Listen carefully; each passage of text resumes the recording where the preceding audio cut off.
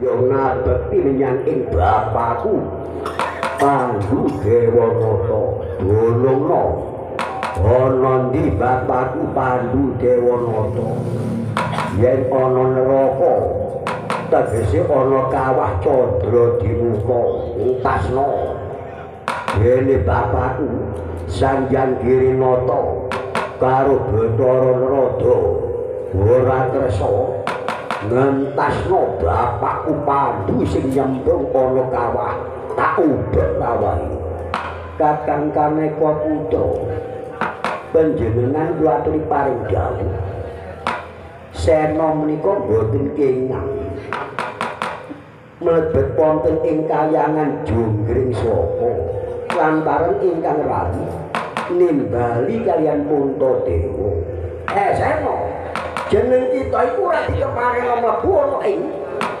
yaiku kahyangan Jonggring Saka sing dikersakno Yayi Guru mung anane Rama Puntadewa mula bukane jeneng kita iku andar beli dosa lan anane dewa kabeh ana ing kahyangan Jrolaya yo yen pancen nyata aku duwe dosa wajib wong ndarbeni dosa iku dicemplungno ana kawah candra dimuka kados pundi Yayi Guru Kakang Kaneka Putra menawi mekaten supadosa sena menika dicemplungaken wonten kawah candra dimuka sena yen pancen nyata sira andar ben dosa wajib dicemplungno ana ing kawah candra dimuka tak camplungane ora kathik wongkon dewa camplunge dhewe kawan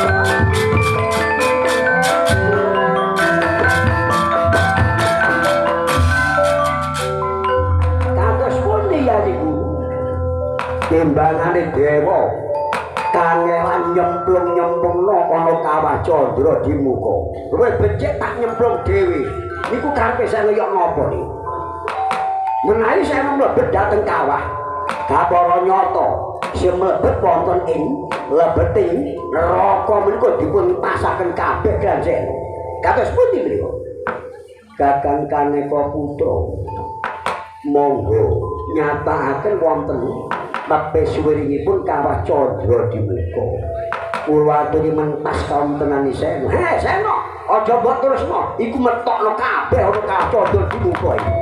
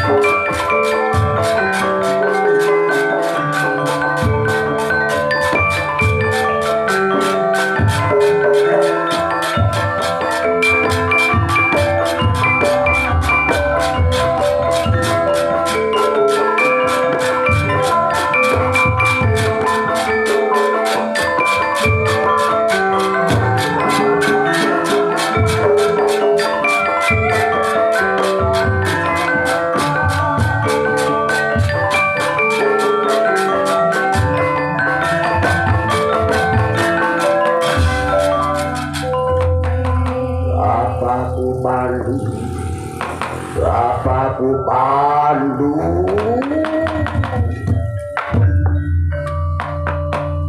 Karo babuku Madrim, Jeramonon di bapakku.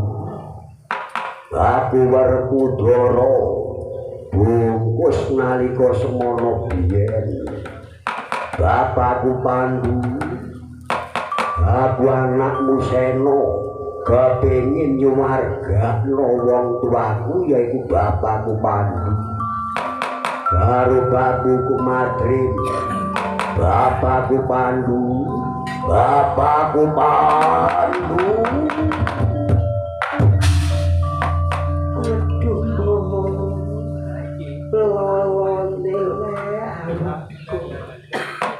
Kangkemku kangkep kuwe-kuwe. Aduh, rodo ngene. Kangkemku pilondo iki. Aduh. Aku biyen kok duwe dosa kok ngono. Iya, kosong. Rambeku disuwe. Iki sapa iki? Sampean sinten? Apa? Sampean iku sinten? Aku Seno. Seno niku titah napa dewa? Aku titah aku. Lho, lah kok geni boten dumomo. Neraka boten panas ta. Menawa menungso ndarbeni kepercayaan sing sak temen-temene manungsa lugu ora duwe dosa mlebu ana neraka ora panas. Lah kok kula niki kobong cangkem kula diroloi geni. Sapa jenengmu? Jeneng kula Tukijan. Oh, Tukijan. Nggih. Lah kena apa? Siramu kok dicemplungno ana neraka. Uripmu biyen iku penggaweanmu apa? Kula menika jenengane Goro. Penggawean kula niku makelar tanah. Apa? Makelar tanah. Bumi ku gak kelek dimaklari. Dosamu apa? Niku sing gadah tanah niku nyuwun sak yuta. Foto. Kula tawano sak yuta 700. Pajeng rong 1.600.000 kula nyaluk persen. Niku jenenge wong kakean dosa ya iku. Ngertenono ya. Urip iku mung kaya ngene ae. Urip iku mung sakrebo nglakoni. Ya ora mojo duweni panjangka pemikiran sing aneh-aneh. Urip iku kaya dene wong ngenteni matek lho Pak. Nggih. Kula nyuwun tolong. Yo, tak tulungi sapa jenengmu? Tukijan. Oh iya Tukijan. Ngene yo. Tak entasno ana ing neraka. Tapi besok yen wis nang urip maneh ana ing alam dunya, aja tumindak sing neko-neko ya. Ayo padha sing lakoni sabar, ikhlas sak mestine urip. Nggih. Apa? Nggih. Gelem ya? Nggih, kula tak tobat kula. Kula pun lakoni sabar karo ikhlas. Temen? Nggih. Yakin? Nggih.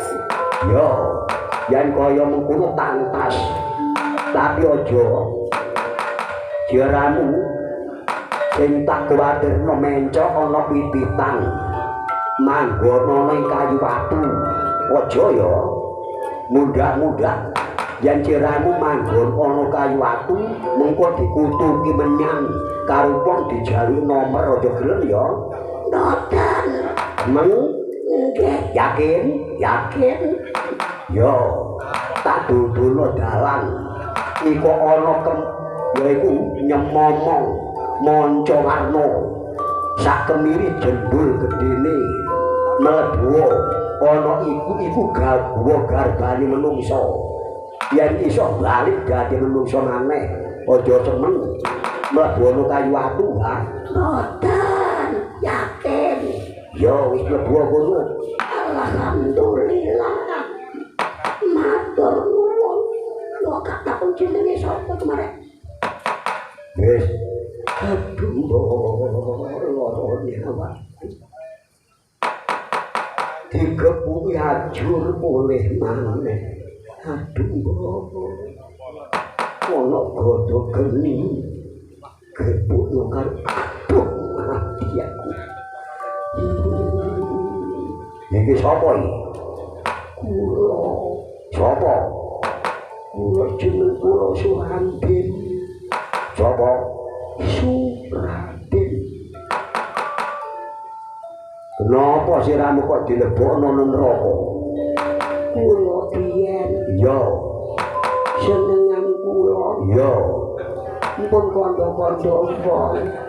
lha apa tak kondo wong Kula penggawean kula biyen niku urip ana alam donya niku seneng tepung lelong. Tapi kena apa kula kok dilebokno nang neraka. tolong ya apa tolongmu Umpama tiyang niku keluargane lara nyilih dhuwit kula kili nyambung sayuta balik sayuta 300.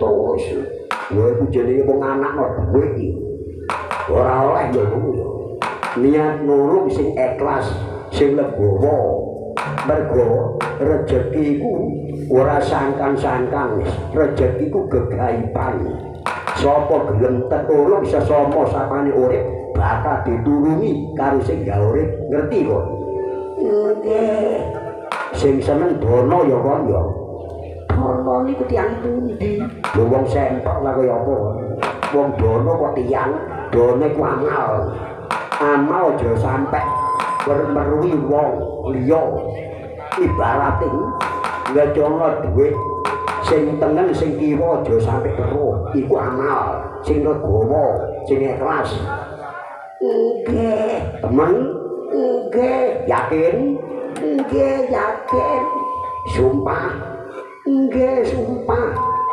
yo nek ngono to tak tulungi wis tak entasno kon wae ana nyemomong manca warna ana warna putih abang kuning ireng karo ungu yaiku cahya cahyane manungsa mlebu ana guwa garbane manungsa iku Matur sembah nuwun.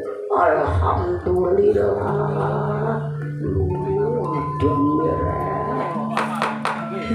Kanca-kanca aku tak elingno nek urip ana alam donya iku ayo sing ikhlas. Nomor 1 ikhlas, nomor 2 sabar. Sabar nek gak ikhlas tanpa guna, tapi ikhlas mesti sabar.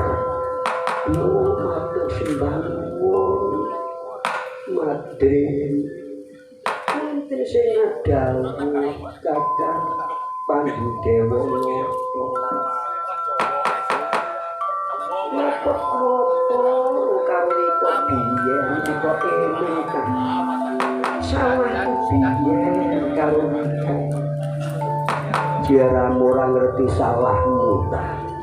Aku kok lali lho Pandu, luput apa nganti aku dilebokno nang Kawah Candra Dimuka. Ngene ya. Luputmu biyen kepengin netih lembung andimu. Lah banjur aku sowan ana ing Kahyangan Surawaya nyuwun ngampil ratune Dewa. Yaiku ngrupakno lembu andini titiane Sang Hyang Bathara Guru. Banjur disambut kelan pepurun Sang Hyang Bathara Guru. Tapi besok yang mati mlebu Kawah Candra Dimuka iku sepisan. Lah dening kaping pindho nalika bebedak alas tegese ngupadi buron alas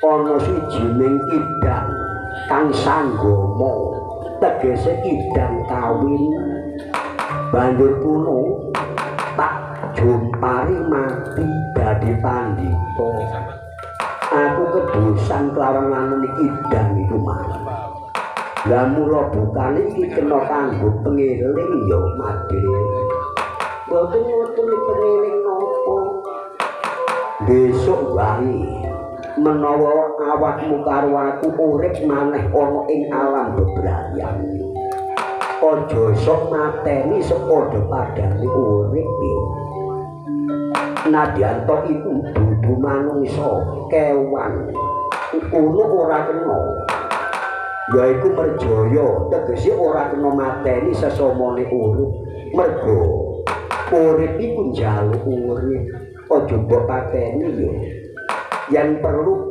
parimono panganan kewan apa wae iki matur suwun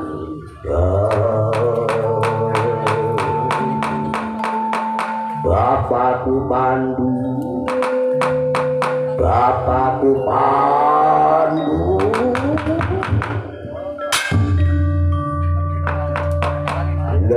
ledek iki ana wong tetangisan yaiku wong loro lanang karo wedok heramu sapa apa weruh yaiku bapakku Pandu Dewanata karo babuku Madrim jeramu weruh wasira sampeyan iku sinten sampeyan aku Werkudara yo Sena yo Pandu Siri yo aku Raden Bungkusan weruh papan padununane bapakku Pandu apa ora aduh nak aku wong tuamu nak aku bapakmu Pandu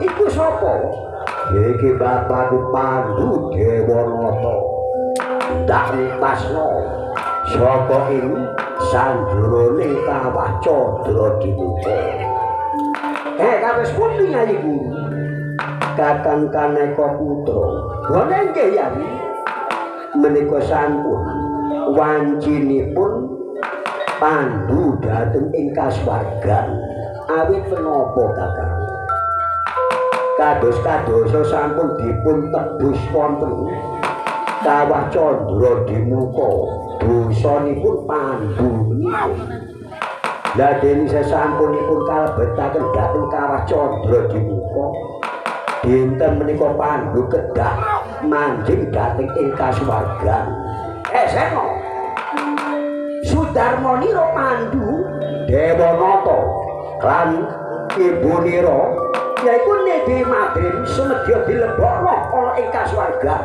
Aku gak percaya babar pisan. Aku gelem balik nek ketok melok-melok ana ngarepe Sena bapakku mlebu ana ing swarga karo babuku Madrim kados pundi ya iku nuwun nggih Kakang Kaneka Putra suami panjenengan dalem paring dawuh Pandhu Dewanata kaliyan Madrim menika kalebetaken wonten ing kasuwargan asmanipun Swarga Bandang asmanipun lantaran sejatosipun menika swarganipun Raden Antarja dadene menawi Pandhu Dewanata kalebetaken wonten ing kasuwargan nanging sanes kasuwargan jati tegesipun Swarga Jati menika sanes namung Swarga Bandang ingkang den dunungi kan Pandhu kan Madrim menika sakyatine ngoten swarganipun putrune inggih Antarja ngaten niku lajeng Antarja benjang ing tembe boten saged netis malih boten saged manjing dating ing kasuwargan Antarja putra-putrane Werkudara menika Sena yen nyata-nyata kaya mengkono iki dina iki ana ketok yaiku cahya kaya dening cahya-cahyane klowung yaiku swargane Sudarmanira Pandhu Dewanata lan Madrim asmane Swarga Bandang dudu swarga sejati ya yo watu loro manggon ana kawah candra di muka aku seneng bapakku yo yen pancen nyata kaya mengkono lebono ana ing kasuwargan Bandang anane Pandhu Dewanata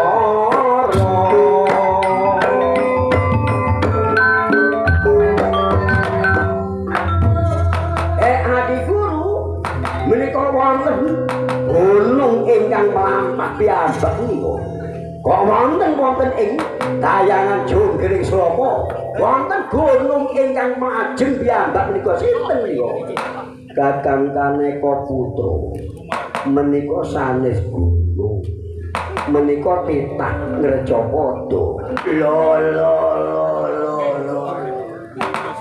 sinten suami penjenengan pitanyo piyambak. Anak ulun. Yo gani kita akan ngereco podo. Jeneng kita wis apa? Yo. Ora sisik. Somendang Pinara Sato. Ya aku Dewa Amral. Aji Guru, menika dewa sanes pitang reca padha. Kakang Rodo namung asma